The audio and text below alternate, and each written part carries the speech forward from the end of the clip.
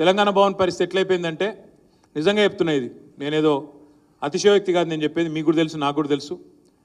ఇలా గాంధీ భవన్ ఏమో బోసిపోతున్నది, తెలంగాణ భవన్ ఏమో నిత్యం ఇక్కడ కలకల్లాడుతూ ఉన్నది. మా చంద్రశేఖర్ అని ఎట్లా నడుపుతున్నా నాకు తెలియదు, కానీ పాపం మొన్నటిదాకా శ్రీనివాసరెడ్డి గారు, ఇప్పుడు చంద్రశేఖర్ రెడ్డి గారు బ్రహ్మాండంగా నడుపుతూ ఉన్నారు. ఇక్కడికి రాగానే మొదలు అడ్డుకుంచుకపోయినారు ఆ రూమ్లకు. ఎవరు వీరంటే మొత్తం లగచర్ల గిరిజన ఆడబిడ్డలందరూ వచ్చిండ్రు.